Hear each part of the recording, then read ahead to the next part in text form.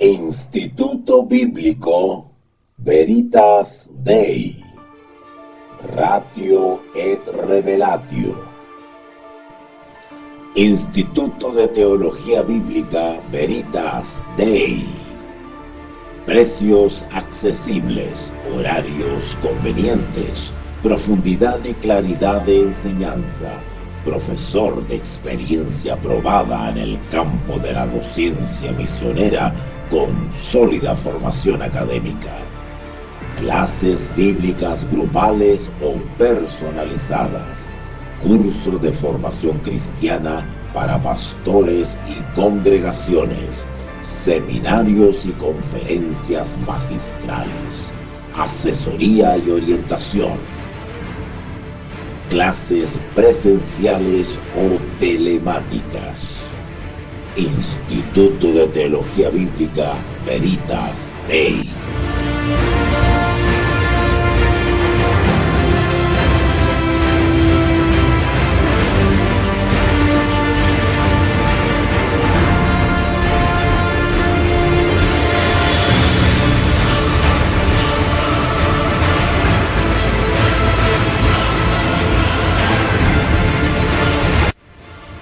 Instituto de Teología Bíblica Veritas Dei.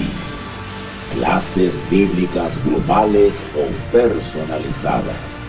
Curso de formación cristiana para pastores y congregaciones. Seminarios y conferencias magistrales. Asesoría y orientación. Clases presenciales o telemáticas. Instituto Bíblico Veritas Dei, Ratio et Revelatio.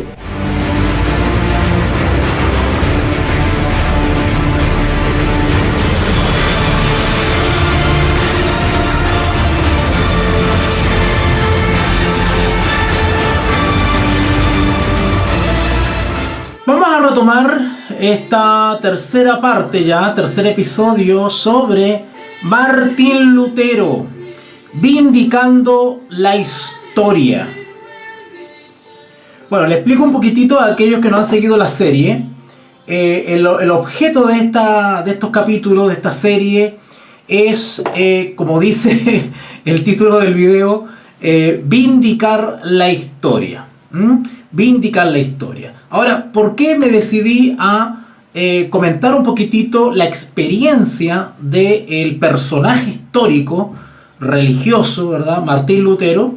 Porque como buen investigador de este personaje, desde ya hace muchos años, más de una década y media ya, estudiando la persona de Martín Lutero. Bueno, yo me especializo en varios personajes, ¿eh? Uno de ellos es Martín Lutero, ¿vale? Y pues me he encontrado ya con muchos exponentes, expositores, conferenciantes, tanto chilenos como no chilenos, con los cuales me he encontrado por YouTube y por otras redes, que son invitados a dar conferencias públicas sobre Martín Lutero, especialmente el mes de octubre, ¿verdad? El 31 de octubre, que es cuando se celebra o conmemora, ¿no es cierto?, la Reforma Protestante y todo lo que tiene que ver con la historia y lo que envuelve a Martín Lutero. Y me he encontrado con que la gran mayoría, no puedo decir todos, porque en realidad las observaciones que hago no apuntan a catalogar de malos a los exponentes, oponentes o opositores sobre Martín Lutero que hay en las redes sociales, académicos, profesores, expertos, investigadores, teólogos, historiadores, etcétera, etcétera. No, mi objeto no es desacreditarlos ni bañarlos con un barniz y borrarlos del mapa. Eso no es mi objetivo. Pero sí pretendo hacer mención de situaciones que me parece que la gran mayoría de ellos no está abordando, no está mencionando, hay cosas que se están omitiendo. Y ya expliqué ya en episodios pasados por qué, no voy a ahondar en eso. Entonces, como no estoy muy de acuerdo con ciertas exposiciones y ponencias sobre Martín Lutero, que me parece que caen en el sesgo, bien, más o menos, o malintencionado, no lo sé. Yo personalmente le atribuyo ciertos motivos que comento en los episodios anteriores, ustedes pueden escucharlos, pero no voy a juzgar de que si son buenos o son malos, ¿vale? Porque cada uno de ellos ha hecho un esfuerzo por investigar, por estudiar, por profundizar el personaje de Martín Lutero, y bueno, ellos son invitados a exponer y hablar sobre Lutero y se merecen todo el respeto del mundo, pero como le digo, mi opinión personal es que la gran mayoría está abordando este tema un poquito sesgado, y eso es porque hay ciertas influencias, ciertos intereses que impiden que estos ponentes, estos conferenciantes puedan expresar ciertos puntos de vista sobre el personaje Martín Lutero, ¿vale? Y como yo no tengo intereses comprometidos acá, ni laborales, ni económicos, ni religiosos, así que tengo la libertad de pensamiento, la libertad de expresión, la libertad religiosa, la libertad de conciencia, la libertad de opinión, de expresión, ¿verdad? De poder expresar y dar también mi parecer sobre el personaje de Martín Lutero. Así que mis episodios, mis transmisiones o estas conferencias son una alternativa más a lo que ya se encuentra en las redes, ¿ok? Bueno, recuerden que su sola presencia es un apoyo para mí, ¿vale? Esta transmisión en vivo queda disponible, pero también hay una versión grabada, hay una versión editada que también va a ser subida después. Así que en resumidas cuentas, la misma exposición de hoy queda grabada 2 veces, en vivo y una editada. Así que para que ustedes puedan después repasarla. Esta exposición sobre Martín Lutero que estoy compartiendo con ustedes en base a mis investigaciones personales, y esto es la punta del iceberg, porque yo quisiera comentarles mucho más cosas sobre lo que he descubierto o a las conclusiones que he llegado ya de años investigando al personaje de Martín Lutero, ¿vale?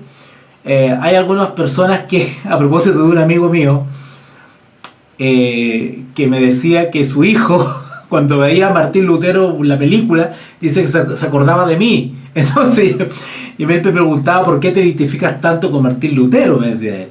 Bueno, y yo le respondía que me identifico mucho con ese personaje en especial, porque son muchos los personajes históricos que a mí me gustan, pero especialmente me gusta mucho Martín Lutero y me siento identificado con él por la historia de vida. O sea, la historia de vida de Martín Lutero es muy parecida a la que yo he tenido, entonces me siento muy interpretado por él, ¿ok? Tanto por la experiencia familiar, la experiencia académica, la experiencia religiosa. Ok, entonces continuando con el análisis que le estaba haciendo sobre el personaje histórico de Martín Lutero, recuerden ustedes que en las series anteriores el fuerte del análisis ha sido analizar la experiencia interior, personal, existencial, espiritual de Martín Lutero pre-indulgencia. Es decir, todo el análisis que hemos hecho hasta ahora es un análisis pre-indulgencia. Todavía no llegamos a 1517. O para ser más específico, todavía no llegamos a octubre de 1517. Todavía no llegamos ahí. Todo el análisis que hemos hecho hasta el momento hemos abarcado por lo menos del 1510 al 1515. Ese es el análisis que hemos hecho.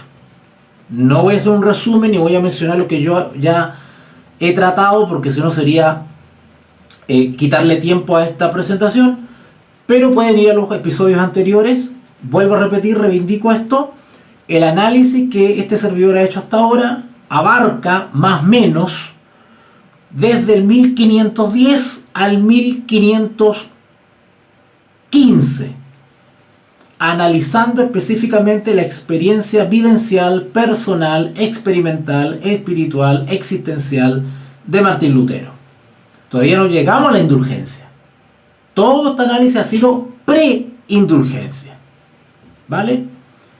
El tema de la indulgencia, octubre 1517, marca un antes, y esto es un análisis personal. Yo estoy aquí exponiendo mi parecer respecto a el personaje histórico de Martín Lutero. El tema de las 95 tesis, el tema de la indulgencia, marca un antes y un después. ¿Vale? Pero, desde el punto de vista de la experiencia interior de Martín Lutero, en realidad hay una maduración. Porque como vimos ya, Lutero ya está presente el germen, digamos, el germen reformista, el germen de la disidencia, el germen de la disconformidad, el germen de el cuestionamiento, digamos, ¿vale? Todavía hay una actitud constante de disciplina, obediencia, reserva, silencio, sometimiento, inseguridades, ¿no es cierto? Pero la chispa que prende la gran llama es justamente el acto de protesta del 31 de octubre de 1517. ¿Ok? ¿Ok? Me están haciendo unas preguntas por el chat, pero me voy a tomar el final de la presentación para responder, porque si no me voy a ir otra vez del tema, ¿ya? Entonces, aclaro eso de entradita. Todavía estamos con el Martín Lutero pre-tesis, pre-protesta contra la indulgencia. ¿Ok? Todavía no llegamos a 1517. ¿Ok? Ok, entonces lo que vamos a ver ahora y lo que le voy a comentar ahora, avanzamos un poquito más y llegamos al año 1516, un año antes de la protesta contra las indulgencias. Ojo, yo estoy recalcando esa expresión protesta contra la indulgencia porque mi tesis es de que el acto de publicar o clavar las 95 tesis en la puerta del castillo de la iglesia de Wittenberg fue un acto de protesta. Esa es mi tesis. Al contrario de lo que están opinando los actuales conferenciantes sobre el personaje Martín Lutero. ¿Ok? Pero nos estamos acercando. Entonces lo que les voy a comentar ahora tiene que ver con ese año, 1516, un año antes de que clavaran los 25 tesis en la puerta del castillo. ¿Ok? Ok. Ahora, quienes no han seguido esta serie, puede que anden un poquito perdidos con lo que voy a explicar ahora, porque yo a lo que voy a hacer ahora es engancharme de lo que ya he venido diciendo. Entonces, yo les recomiendo que se den el tiempo y escuchen los episodios anteriores para que vayan tomando el hilo y para dónde quiero llegar, qué es lo que quiero expresar y en qué consiste la tesis que les estoy proponiendo. ¿Ok? Ahora sí. 1516. Y el autor, porque acuérdense que estoy basando mis comentarios en el libro Martín Lutero, Un destino, de Lucien Febvre. Lucien Febvre, aquí está. ¿Ok? Lucien Febvre, que es un libro, pueden encontrarlo en el Fondo de Cultura Económico, ¿no es cierto?, que está casi en todos los países de Hispanoamérica. Esta es una versión de bolsillo, es parte de una gran colección, ¿cierto? Es un libro chiquitito comparado con un libro normal, digamos. Comparado con un libro normal, es una versión de bolsillo, pero es bastante sustancioso y es la versión, digamos, el contenido es original, digamos, desde el autor. Recuerden que les hablé que la primera edición de este libro fue en 1927. 1927 en francés. Y ya recién para el 1956 recién se publica en español. Y estamos hablando de un historiador bastante reputado. Estamos hablando de esos historiadores de la vieja guardia, por decirlo así. ¿Ok? Ok. Entonces, dice Lucien Lefebvre, refiriéndose a el período que abarca el año 1516, y lo voy a leer textual, porque si se dan cuenta, tengo rayado el libro completo, porque no solamente lo leo, sino que lo estudio, lo analizo. Entonces todo esto requiere tiempo y trabajo para poder después compartirlo con ustedes, ¿verdad? Bueno, dice así Lucien Febvre. Detengámonos un instante en esta fecha, dice él, de 1517. Y hace una pregunta. ¿Qué es Lutero? ¿Qué es Lutero en 1516? Entre paréntesis, mañana estoy invitado a una iglesia luterana. Me invitaron a una reunión, así que amistosamente acepté la invitación y voy a estar con ellos compartiendo un poquito. ¿Ok? Pero bueno, detengámonos un instante en esta fecha, 1516. Y pregunta Lucien Febvre, ¿qué es Lutero? ¿Qué es Lutero en 1516? ¿Ok? Vuelve a hacer otra pregunta. ¿Es uno de esos creyentes piadosos tan abundantes en esa época, obsesionados por la idea de una profunda decadencia de la iglesia? Van pidiendo enérgicamente una reforma completa del papado romano, del episcopado, del clero regular y secular. ¿Y Lutero unía su voz a la de ellos? Noten, por eso les decía que si no han escuchado los episodios anteriores, no van a comprender exactamente lo que quiero expresar ahora, porque lo que está haciendo Lucien Febvre es desmitificar el Lutero que nosotros tenemos en nuestro consciente colectivo, ¿verdad? Y no nos hemos detenido a profundizar en la parte humana, en la experiencia humana, personal, íntima de Lutero. ¿Era realmente un resuelto reformador que ya estaba pensando en reformar la iglesia romana? Yo creo que no. Yo creo que no. Si bien hemos comprobado y hemos comentado que existe el germen reformista, pero aún no da el paso rupturista. ¿Vale? Todavía no madura esa experiencia interior que lo lleva a una convicción.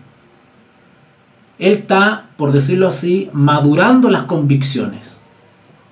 Porque una vez que ya madura la convicción, no lo mueve nadie. Pero todavía, al no estar madura la convicción, todavía es voluble.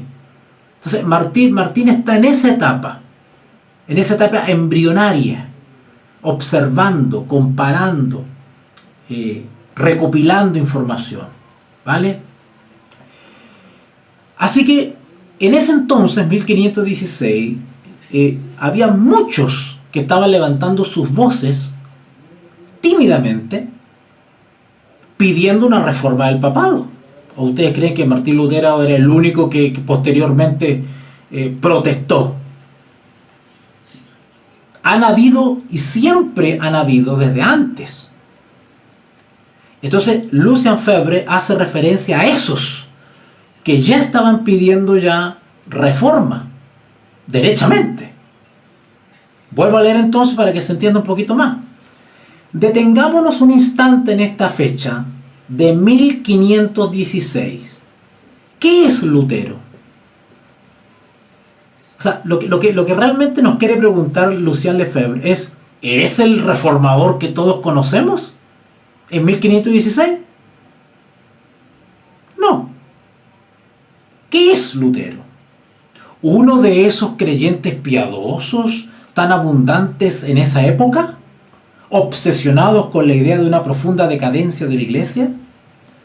Van pidiendo enérgicamente una reforma completa del papado romano y del episcopado, del clero regular y secular. Y ahora pregunta, ¿y Lutero unía su voz a la de ellos? Eso se decía antes. Lucien Lefebvre dice, eso es lo que siempre hemos asumido. Claro, que él estaba presto a unirse a aquellos que querían la reforma del papado, pero no es así. ¿Y Lutero unía su voz a la de ellos? Eso se decía antes. El odio a los abusos, el deseo de una depuración, de una reconstrucción del viejo edificio carcomido, este era el móvil que atribuían a Lutero. Y termina diciendo Lucien Lefebvre, esto es lo que para nosotros ya no existe. Ojo, Lucien Lefebvre no está diciendo que Martín Lutero no esté ya con ciertas inquietudes. Simplemente está diciendo que él en 1516 no era el reformador declarado y confeso que el ideal colectivo tiene en mente. Cuidado. Vamos piano piano, vamos calma calma. Pregunta Lucien Lefebvre, ¿reforma?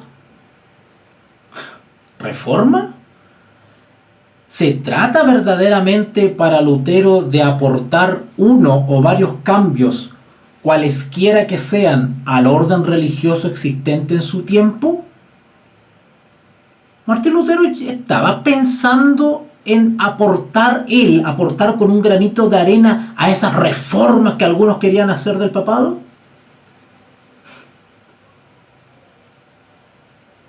El famoso viaje a Roma, del cual hablamos en un episodio anterior, recuerden, 1510. El famoso viaje a Roma que todos los historiadores, bajo la palabra de Lutero, pusieron durante tanto tiempo en el origen mismo de la actividad reformadora del agustino.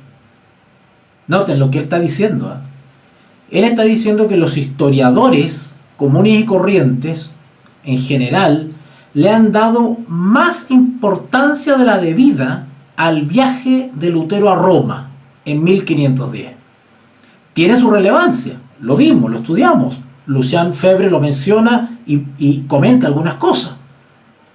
Pero Lucien Lefebvre dice que los historiadores le han dado más importancia de la que tiene.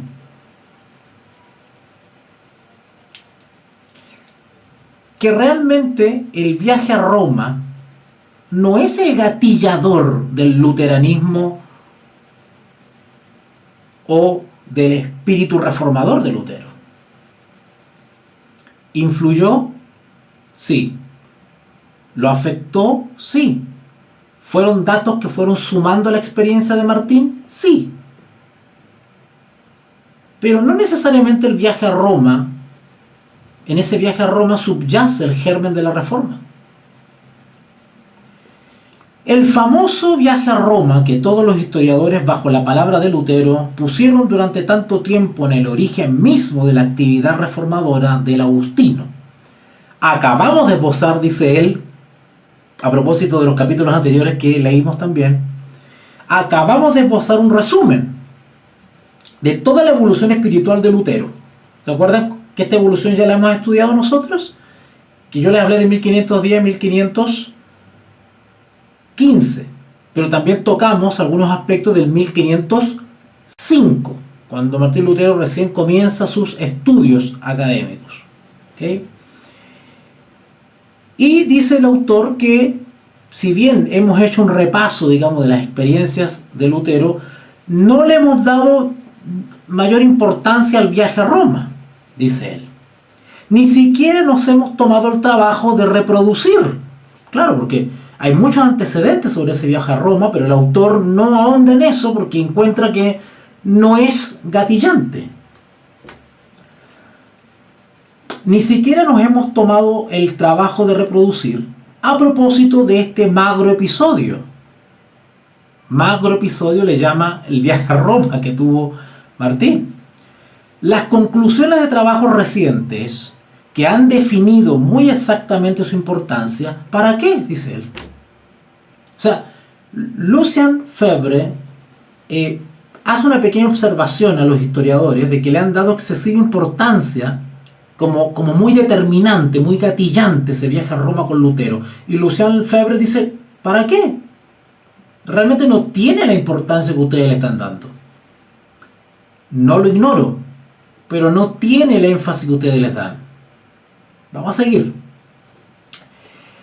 Que Lutero, en las 4 semanas justas que pasó, porque a todo esto Martín Lutero viaja a Roma y está 4 semanas justas en Roma, que va desde finales de diciembre de 1510 a finales de enero de 1511 en la ciudad eterna, Roma. El que Lutero haya sido más o menos turbado en alguno de sus prejuicios o molestado en alguno de sus sentimientos por costumbres, maneras de comportarse que le eran profundamente extrañas, claro, las cosas que vio en Roma, porque hay bastante diferencia entre Wittenberg y el Vaticano, dice él. O sea, evidentemente Martín Lutero se encontró con cosas que no esperaba. Y no solamente tiene que ver con corrupción moral y simonía no, prácticas, costumbres que él no había visto y que vio en Roma. Entonces él dice acá, hay bastante diferencia entre Wittenberg, Alemania, y Roma, Italia. Todo esto nos importa poco, dice Lucien Febvre. Y a la historia de la Reforma, menos todavía. Interesante. Cualquiera de nosotros podría pensar que realmente el viaje a Roma de Martín Lutero y todo lo que él vivió ahí durante 4 semanas, pues pudo haber gatillado a ese, pudo haber mutado a este Lutero al Lutero que todos nosotros conocemos, ¿verdad? Pero no es así.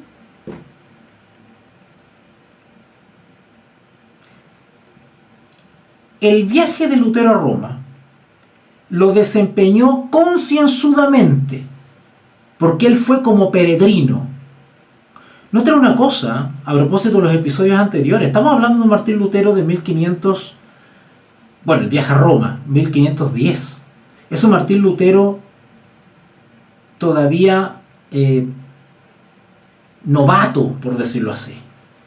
Un Martín Lutero no reformador, no reformista, es un Lutero no luterano. Es un Martín Lutero ávido de experiencias, de respuestas, de inquietudes, y que está observando, se está informando, se está sorprendiendo, se está alimentando. Acuérdense que hablamos como un gran volcán que está acumulando su lava. Era un volcán dormido, pero lleno de lava por dentro. Martín Lutero todavía era disciplinado y obediente a su orden, pero eso no quita que él haya estado dejándose impresionar y formar por ciertas cosas que estaba experimentando. Una de esas fue el viaje a Roma. Desempeñó concienzudamente su oficio de peregrino y de peregrino desprovisto de todo sentido crítico. Cuando Martín Lutero en 1510 es enviado a Roma, Martín Lutero no va con esa disposición de estar criticando al papado, de estar atacando al papado, de estar cuestionando las doctrinas de Roma. No va con esa intención. Él no va con espíritu crítico, él va disciplinadamente a cumplir la misión que se le encargó de su orden.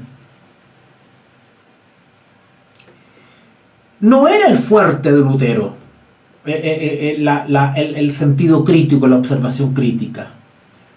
De sus contactos con las oficinas de la Santa Sede y con los cardenales también, trajo una impresión muy favorable y que traduce en diversas ocasiones. Martín Lutero no solamente fue testigo de cosas que no le cuadraban, por decirlo suave, pero también fue testigo de cosas muy agradables y conoció gente muy linda, muy agradable, de la cual él se llevó muy buena impresión. O sea, no todo fue negro en su viaje a Roma. En todo caso, ¿vio muchos a los romanos? Un monje alemán que venía a Roma para los asuntos de su orden, me imagino que haría sus gestiones en compañía de alemanes y de flamencos que polulaban en la ciudad. Y esto, entre paréntesis, es algo que debe restringir el alcance de los contactos con el doctor. Tal doctrina que la ardiente curiosidad de los buscadores de influencia se complace desde hace poco tiempo en imaginar como posibles en el curso de ese viaje fatigoso de un mes que no se resignan a tratar como un simple episodio. Lucien Lefebvre, hace una observación bastante crítica a los historiadores, por lo menos los historiadores contemporáneos de su tiempo. Primero porque le daban excesiva importancia y relevancia al viaje de Martín Lutero a Roma, pretendiendo que todo fue negro y que ahí prácticamente surge el Lutero protestante, ¿verdad? El Lutero disidente. Y eso no es así. Entonces, Lucien Lefebvre lo que está diciendo es que primero, la experiencia de Lutero en Roma no fue tan desagradable, hubieron episodios muy agradables. Segundo, él no es que tuviese solamente contacto con romanos, me refiero a ciudadanos de Roma, a eso me refiero con romanos, ¿verdad?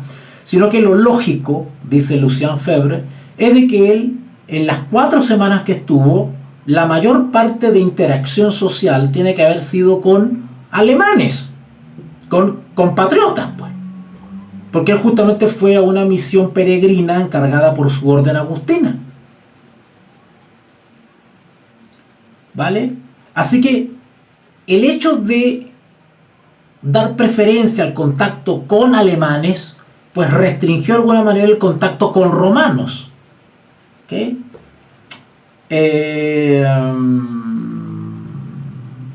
Así que para Lucien Lefebvre el viaje a Roma fue un simple episodio y no tiene la connotación que le dan o le daban los historiadores en aquel tiempo. Sigue diciendo Lucien Lefebvre: lo que le importa a Lutero de 1505 a 1515, noten que Lucien trata de entrar en la experiencia interior de Lutero. En términos, a ver, los que son chilenos van a entender en qué parada, en qué actitud anda Lutero en ese tiempo. Nosotros creemos que Lutero era un reformador a tomo y lomo ya desde antes de las indulgencias, que él andaba revolviendo el gallinero en la iglesia. Eso no es así. ¿Ok? Lo que le importa a Lutero en ese entonces, de 1505 a 1515, no es la reforma de la iglesia. Esa no es preocupación de Lutero. La preocupación de Lutero en ese entonces es Lutero. El Lutero se preocupa, la preocupación de Lutero es él mismo. Lutero no está embarcado en un encono hacia Roma. Lutero está embarcado en resolver inquietudes personales del Lutero mismo. Él está conflictuado interiormente. Esa es la inquietud que no deja en paz a Lutero. Amén de que observa, ve y experimenta cosas externas, incluyendo el viaje a Roma. Pero el Lutero de ese entonces no es un Lutero conflictuado con Roma, es un Lutero conflictuado consigo mismo. Eso es lo que quiere explicar Lucien Febvre. Lo que le importa a Lutero de 1505 a 1515 no es la reforma de la iglesia, es Lutero. El alma de Lutero, la salvación de Lutero, esa es la inquietud de él. Noten, hasta por lo menos 1515. Solo eso.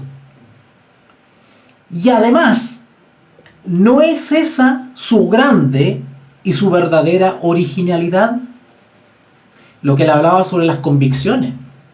Lutero lo que está haciendo en este periodo, en base a su conflicto interior, es desarrollar convicción. Esa convicción se transforma en un piso, en una base que le da firmeza cuando él definitivamente decide protestar contra Roma. Por eso que Martín Lutero después no se movía ni un ápice. Y por eso que dice él en sus palabras memorables, cuando dice retractarme, estoy parafraseando, no lo voy a decir textual, retractarme es ir contra mi conciencia. No es bueno ni honesto ir contra la conciencia. Y él dice, mi mente es cautiva por la palabra de Dios. Es decir, él llegó a un periodo de madurez en el cual simplemente estaba convencido. Él no podía dar un paso si no estaba convencido. No se largaba al ruedo si no había logrado cierta madurez. ¿Por qué es Lutero, después de las 95 tesis para adelante, muy distinto al Lutero de antes? Porque el Lutero de los 95 tesis para adelante es un Lutero absolutamente convencido de las conclusiones a las cuales ha llegado, producto de un periodo de madurez. Lutero ya estaba preparado para la batalla. Era inamovible. Era inconmovible. ¿Por qué? Porque ya no era un novato. Él ya había probado, ya había resuelto, respondido todas sus inquietudes. Por lo tanto, estaba autoconvencido. Él se autoconvenció. Él no llegó a la convicción a la cual llegó y que lo hizo mantenerse firme frente al emperador, porque Staupitz le ordenó o le dio ciertas directrices, ¿no es cierto? O la orden religiosa le impartió instrucciones. No, él actuó de manera individual. Fue leal a su conciencia individual como resultado de toda esta experiencia y conflicto interior que llevaba años teniendo. ¿Se dan cuenta? Por eso que los que son inamovibles respecto a sus principios religiosos, lo son no por fanatismo, no porque lo dice el texto, no porque lo dice la institución, sino porque interiormente han llegado a esa convicción. Por eso, en los momentos de tormenta y de angustia o tribulación, los que se mantienen firmes son aquellos que han madurado producto de una reflexión interior individual. Esos son los que se mantienen firmes frente a las crisis. En otras palabras, no son movidos, no son zarandeados. Repito entonces, lo que le importa a Lutero de 1505 a 1515 no es la reforma de la iglesia, es Lutero, el alma de Lutero, la salvación de Lutero, solo eso. Y además, ¿no es esa su grande y su verdadera originalidad? Claro, ¿qué lo hace distinto a Lutero? Justamente eso. La convicción individual que lo llevó a ponerse en pie no solamente frente al emperador, sino frente al papa.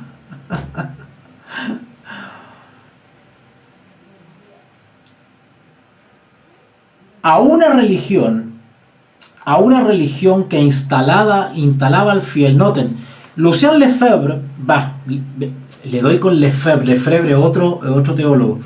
Lucien Febvre hace referencia a cuál era el formato con el cual se formaba al creyente en ese entonces. Noten, esto es súper importante para que entendamos el trasfondo teológico, intelectual de aquel entonces. A una religión que instalaba al fiel, noten la religión donde instalaba al fiel de ese tiempo. Lo instalaba sólidamente rodeado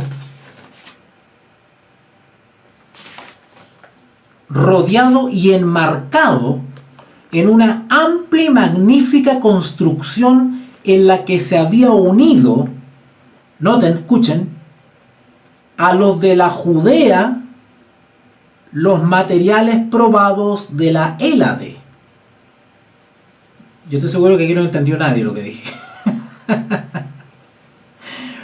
Lo que está haciendo el autor es comparar, cuando dice que al fiel de ese entonces se lo enmarcaba o se lo educaba o se lo formaba, no solamente con las nociones de Judea, haciendo referencia al judaísmo, al Antiguo Testamento, ¿no es cierto?, a la Sagrada Escritura, sino que con materiales probados de la Hélade. ¿Ustedes saben lo que es la Hélade? La Hélade se le llama Hélade o por lo menos Homero le llama Hélade, porque de ahí viene Hélade, porque Homero lo utiliza mucho, donde Homero identifica a todo el territorio de Grecia, Macedonia, como la Hélade. Es un nombre antiguo para Grecia, ¿ok? La Hélade, ¿ok? Es una identificación antigua, por eso yo le hablo de Homero, ¿ok? Entonces, en el fondo, ¿qué está diciendo Lucien Febvre? Está diciendo al fiel de ese entonces se le entregaban nociones de cristianismo, de Sagrada Escritura, judea, dice él, pero también se lo mezclaba con la Hélade, es decir, con nociones filosóficas griegas. De hecho, Martín Lutero comienza, ¿no es cierto?, haciendo clases sobre Aristóteles. Impresionante. En la planta baja, porque hace una alegoría Lucien Febvre sobre una construcción, ¿no es cierto?, que así se formaba el creyente, al fiel de ese entonces, una mezcla de cristianismo con filosofía griega, en este caso Aristóteles, ¿verdad? En la planta baja, la masa sólida del aristotelismo, en el primer piso, bien sentado sobre los robustos pilares del Liceo. Recuerden que el Liceo era la escuela de formación de Aristóteles. Él se le llamó el Liceo, por si acaso. Y Platón le llamó a su escuela de formación la academia. De ahí vienen esas palabras, liceo, academia. ¿Okay? Bueno, un evangelio transformado en teología. Era una mezcla, era una formación religiosa mezclada. ¿Y qué hace Lutero? Entonces, Lutero se va enfrentando a esto. Lutero fue formado con Aristóteles, ¿vale? Por ahí leyó San Agustín, ¿ok? Bueno, y recibió otras influencias más. El ocacismo, por ejemplo, si mal no recuerdo. Y por ahí les voy a mencionar en algún episodio cómo Martín Lutero también recibió influencia. No, pero no me voy a salir del tema mejor, pero hay cosas interesantes sobre todo lo que influyó en Martín Lutero para llegar a ser el Martín Lutero de las 95 tesis. Ojo, yo no le estoy dando la importancia determinante a todas esas pequeñas experiencias que él tuvo, pero ciertamente todo influyó. De hecho, cuando termine esta serie, voy a retrotraerme más atrás todavía a la niñez y la juventud de Martín Lutero, porque ustedes van a descubrir, o les voy a ayudar a conocer, la influencia que tuvo la madre de Martín Lutero en las cosas espirituales. Eso es algo que no se menciona. Yo no lo he escuchado de los conferenciantes y ponentes actuales. no mencionan todas estas pequeñas cositas que fueron impresionando a Martín Lutero para llegar a ser el Martín Lutero de las 95 tesis. Hubieron episodios dolorosos en la vida de Martín que lo marcaron para siempre. Siempre se habla, y acabo de hacer un paréntesis, siempre se habla de que Martín llegó a ser monje producto de un accidente que tuvo con un rayo, ¿verdad? El incidente del rayo, cuando él iba viajando de Erfurt, si no me equivoco, de Erfurt a Wittenberg. Bueno, no recuerdo un poco, pero en el trayecto él pasa por una tormenta, se encuentra con una tormenta, cae un rayo que pone en peligro su vida o lo asusta o lo amedrenta de tal manera que él invoca, ¿no es cierto? Invoca a Dios y él promete hacerse monje. Pero ¿saben ustedes que antes de ese incidente Martín Lutero tuvo otro incidente, tuvo otro accidente con su espada? Eso no se cuenta. Y que ese accidente fue más grave que el del rayo. Y que en el accidente anterior estuvo a punto de perder su vida. Y antes del incidente o del accidente de la espada, tuvo un evento que también lo marcó para siempre, fue la muerte de un amigo, donde él se empezó a preguntar, a cuestionar justamente lo que tiene que ver con la muerte. Entonces, todas esas pequeñas cosas que desde el punto de vista psicológico, psicoemocional, fueron influyendo y formando a este personaje, que después nosotros conocemos como el Martín Lutero de los 95 tesis. Bueno, ya voy a entrar a ese tema quizá a continuación de esta serie. Voy a ir más atrás a ver el tema de la niñez y la juventud de Martín, y van a ver ustedes que hay cosas que también ahí, del punto de vista psicoemocional, influyeron en Martín.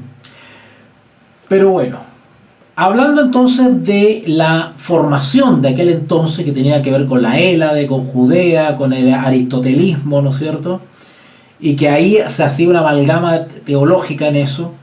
Entonces, dice Lucien Febvre, sustituir una religión completamente personal y que pusiera a la criatura directamente y sin intermediario. Noten, de una formación donde se educa al fiel o a la persona a la dependencia de otro ser humano o de una institución, a pasar a un sistema de vivencia religiosa en la cual no hay intermediario, donde te tienes que relacionar de tú a tú y de manera individual con la deidad.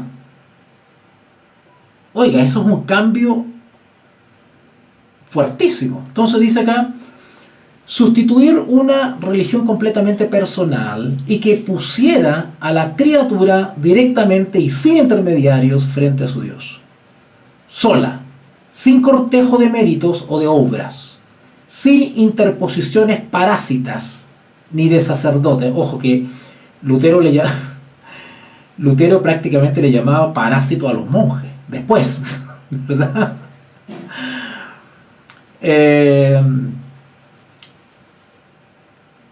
Sin cortejo de méritos o de obras, sin interposiciones parásitas, ni de sacerdotes, ni de santos mediadores, ni de indulgencias adquiridas en este mundo y verdaderas en el otro, o de absoluciones liberadoras con respecto a Dios mismo. ¿No es a lo que debería tender en primer lugar el gran esfuerzo del reformador? Claro, cualquiera de nosotros pensaría así, ¿verdad? Que Martín Lutero ya estaba ideando un sistema doctrinal que se oponía, ¿no es cierto?, a la acumulación de méritos propios para entrar en un sistema de absoluta dependencia de la justicia de Dios. Bueno, no es así.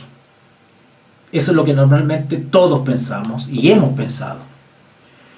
Sigue diciendo, y no es que Lutero se abismara como un egoísta en su meditación. O sea, no es que él estuviese ajeno a todo lo que está pasando alrededor. No, no, no.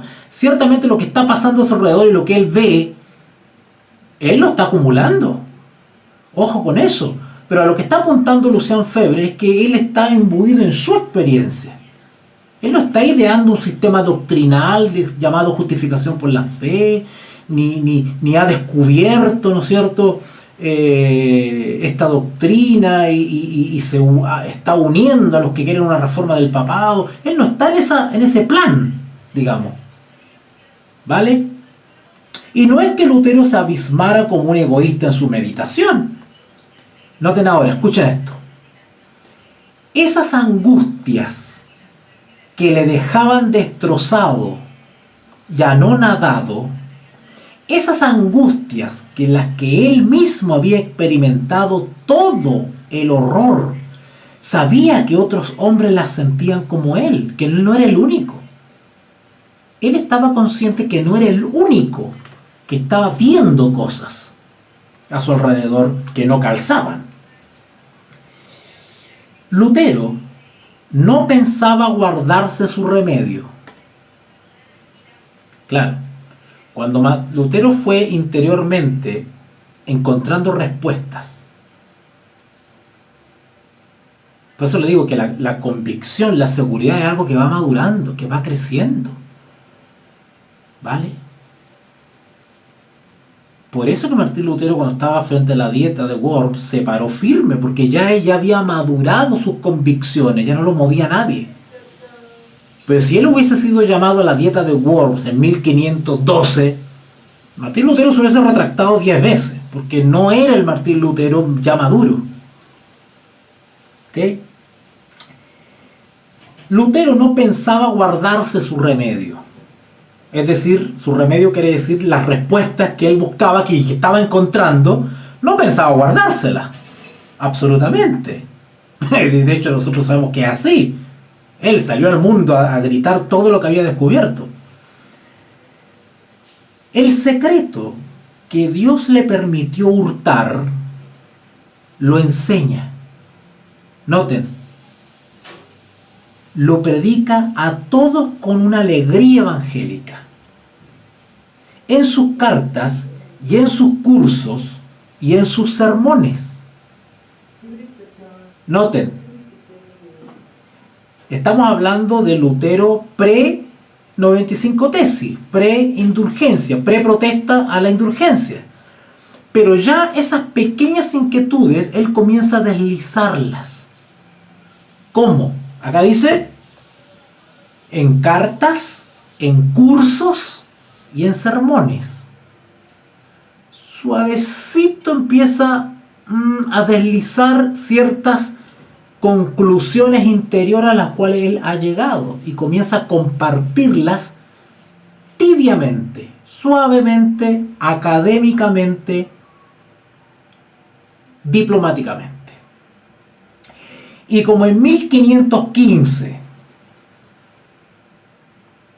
o sea, al igual que en 1515, en 1516, las circunstancias exteriores de vida lo sacan poco a poco de la oscuridad y del silencio. Martín Lutero se empieza a atrever a decir algunas cositas. Como en 1515 su nombramiento de vicario de distrito para los conventos de Misnia y Turingia. Ya para este entonces Martín Lutero había alcanzado cierta reputación y estatus dentro de su orden, al punto que Johannes Staupitz, su mentor, lo había nombrado, dice acá, vicario de distrito para los conventos de Misnia y Turingia, que le hace colaborar con Staupitz, ¿vale? Era como la especie de mano derecha de Staupitz, ¿vale? Que era el mentor, director de los agustinos en ese entonces, que le lleva toda esa experiencia, esta experiencia laboral, digamos, lo lleva a ensanchar el campo de su visión y el círculo de sus relaciones. Se puede seguir igualmente en los sermones que conservamos de él. O sea, Lucian Febvre habla de que todavía hay antecedentes, documentos de los primeros sermones que dio Martín Lutero, los más antiguos, y ahí ya se nota que Martín Lutero está como diciendo algunas cositas. 1515 y 1516. Famosos sobre el Decálogo. Hay un sermón que se llama, un sermón que es sobre el Decálogo. Está haciendo referencia aquí. Predicados de junio de 1516 a febrero de 1517. Noten, las 95 tesis son clavadas en octubre de 1517. Pero este sermón al cual hace referencia Lucian Febvre son sermones que van desde 1516 a febrero de 1517 y ya se nota en el contenido, ¿cierto?, comentarios de Lutero referente a ciertas conclusiones que a las cuales él ya estaba llegando ya.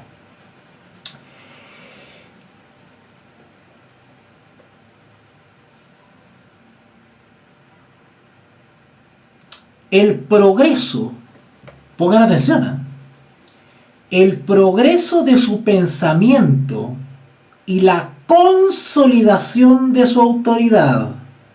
¡Wow!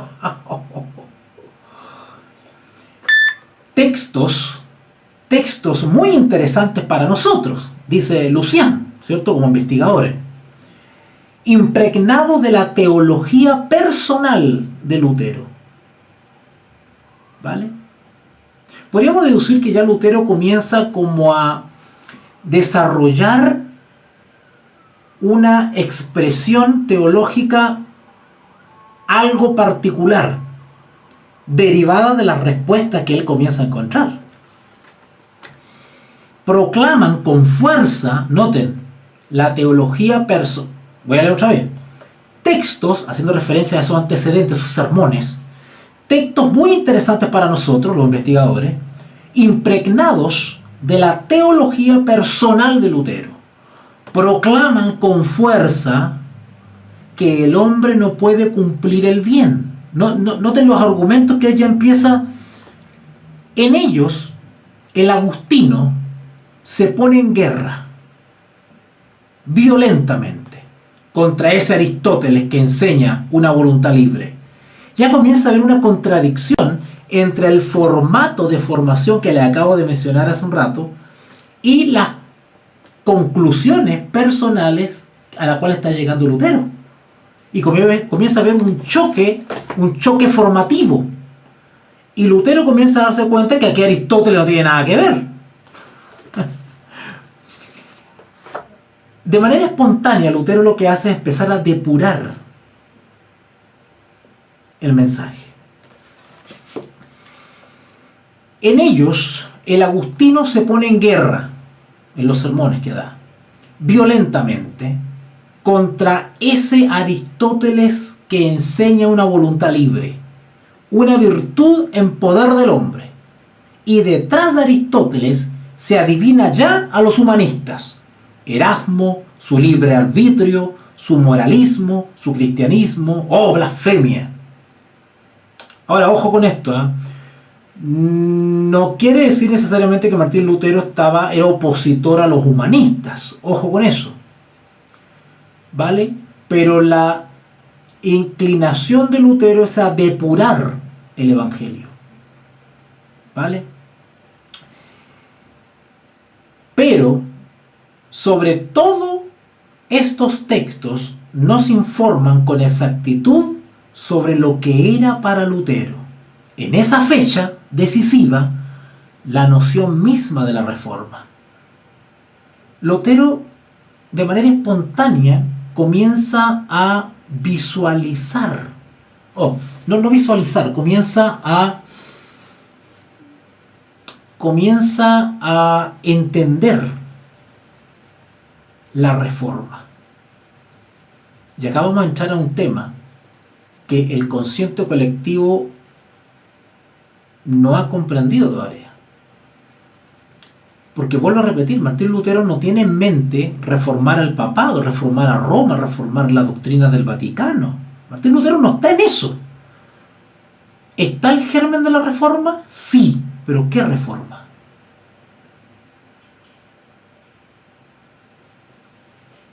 En un curioso sermón de 1512, uno de los escritos más antiguos que nos quedan de él, se expresaba ya sobre este punto importante con una claridad perfecta. Noten, y ustedes van a sorprender cuando les hable sobre...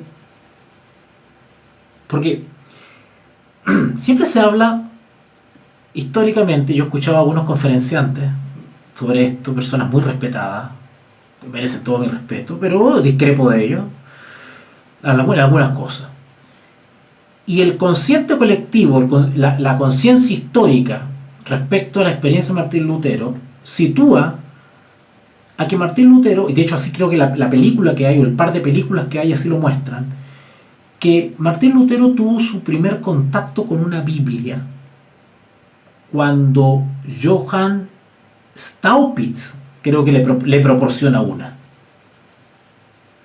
Pero eso no es así.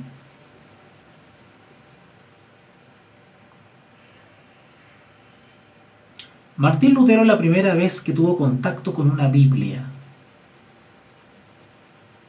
la tuvo gracias a su madre. Y fue una Biblia en latín. Y cuentan las crónicas que él leyó embelesado, leyó las cartas de Pablo, los salmos, y de hecho cuando Martín Lutero se licencia en teología, él comienza a enseñar sobre los salmos. Así que la primera Biblia que tuvo en sus manos fue en latín, y fue cuando era niño, y fue gracias a su madre. ¿Se dan cuenta ustedes de cómo este pequeño niño se fue forjando hasta las 95 tesis? Fueron pequeñas granitos de arena que fueron formando a este futuro reformador. Pero bueno, no me voy a ir para allá, ya tocaré esos datos y se van a sorprender ustedes. En un curioso sermón de 1512, uno de los escritos más antiguos que nos quedan de él se expresaba ya sobre ese punto importante con una claridad perfecta. Sí, es necesario una reforma. Escribía. ¿Cómo? 1512, con todas las inquietudes que tiene Lutero, ya está hablando de reforma. ¿Pero cuál se refiere? ¿A la reforma de las 95 tesis? ¿Llamar al papado del anticristo? ¿A qué reforma se refiere él? ¿A organizar algo que se iba a llamar luteranismo? No. ¿De qué reforma está hablando él? Sí, es necesaria una reforma, escribía, pero que empiece por volver a dar a los sacerdotes. No está en contra de los sacerdotes. Él no está en contra del sacerdocio católico romano. Él está apuntando el cambio, o ciertos cambios que deberían darse desde otro punto de vista. Sí, es necesaria una reforma, escribía, pero que empiece por volver a dar a los sacerdotes el conocimiento y el respeto de la verdad de Dios. Alguien me dirá, decía Lutero, qué crímenes, qué escándalos, esas fornicaciones, esas borracheras, esa pasión desenfrenada por el juego, todos esos vicios del clero. Él reconocía que sucedía eso. Grandes escándalos, lo confieso. Hay que denunciarlos. hay que remediarlos. Pero los vicios de lo que habláis son visibles para todos. Pongan atención porque acá se viene lo bueno. Son groseramente materiales, caen bajo los sentidos de cada uno, conmueven, pues los espíritus, claro, escandalizan. Desgraciadamente ese mal, esa peste incomparablemente más nociva y más cruel, el silencio organizado sobre la palabra de verdad o su adulteración. Para Lutero lo peor, más que la corrupción del clero, la fornicación, la simonía, más que todo eso que era visible, dice él, y que duele, conmueve los espíritus, decía Lutero. Pero hay otra cosa que es peor, decía él.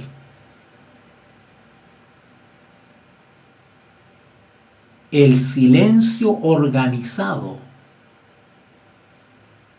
sobre la palabra de verdad o su adulteración, es decir, la supresión o el ocultamiento de la palabra, y lo que es peor, su adulteración. Eso era peor, dice Lutero, que ahí estaba la raíz del mal.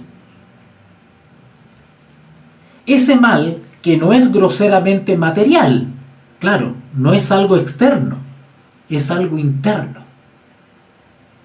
Ni siquiera se le ve, no conmueve, no se siente su horror. Sigue diciendo Lucien Febvre.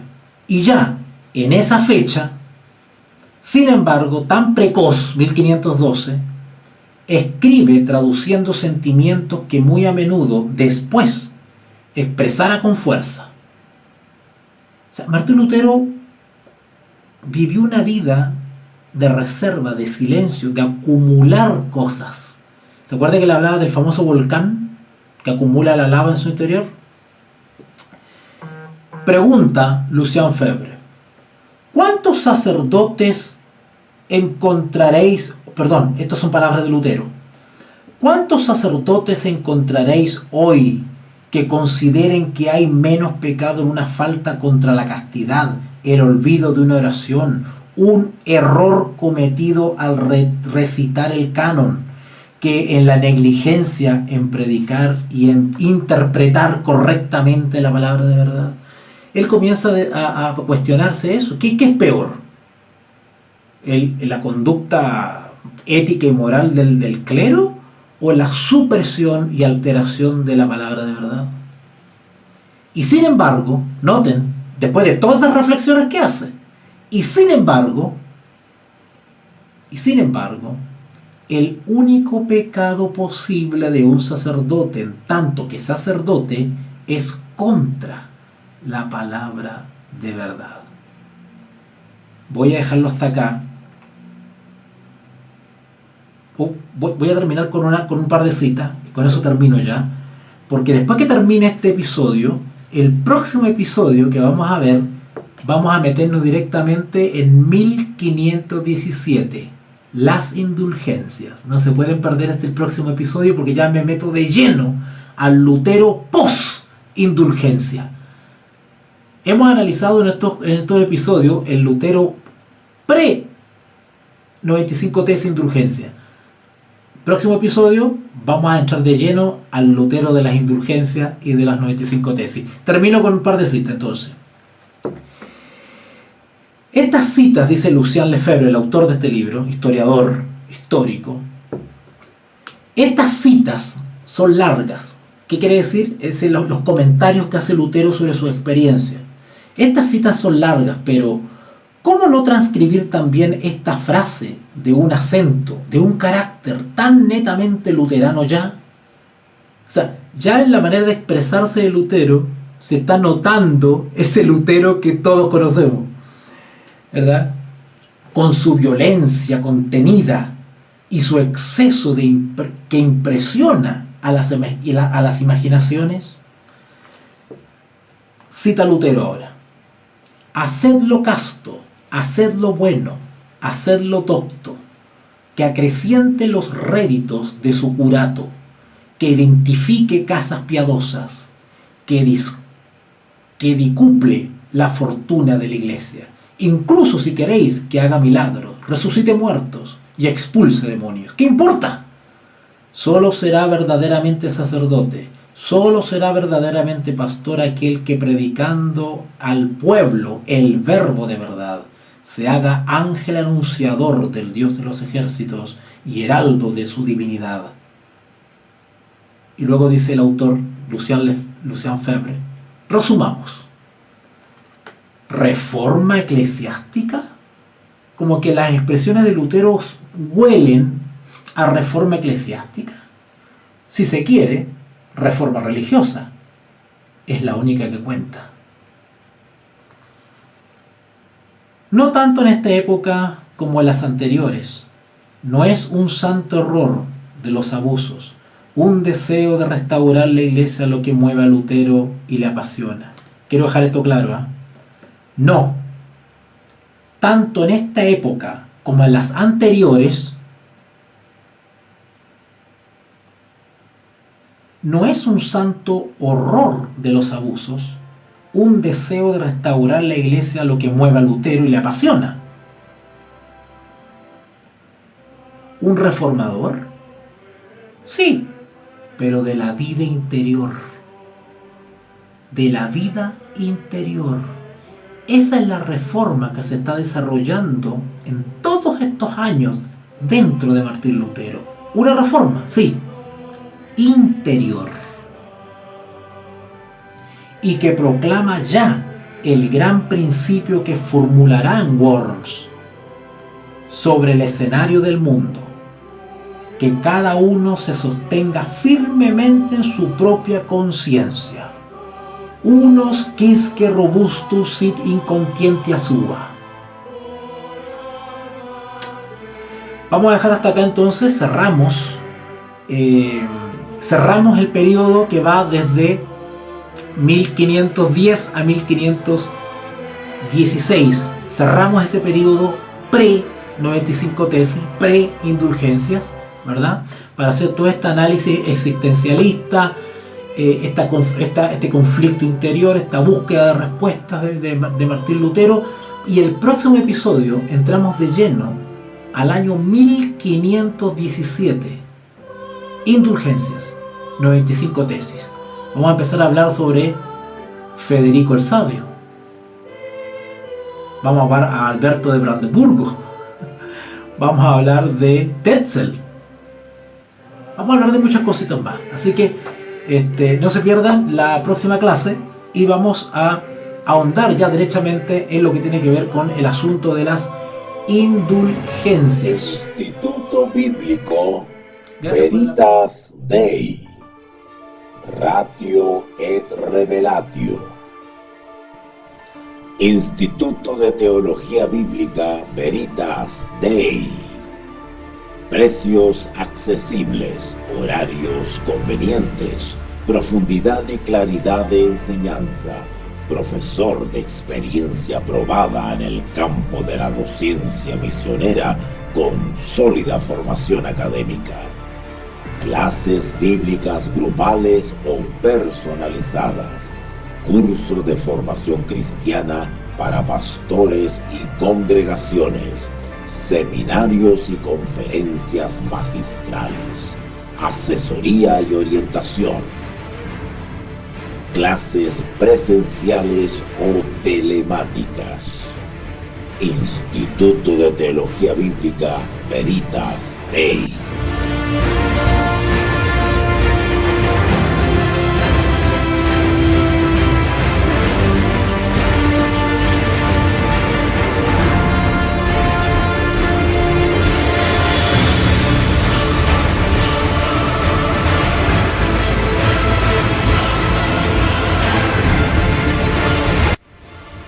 Instituto de Teología Bíblica Veritas Dei. Clases bíblicas grupales o personalizadas. Curso de formación cristiana para pastores y congregaciones. Seminarios y conferencias magistrales. asesoría y orientación, clases presenciales o telemáticas. Instituto Bíblico Veritas Dei, Ratio et Revelatio.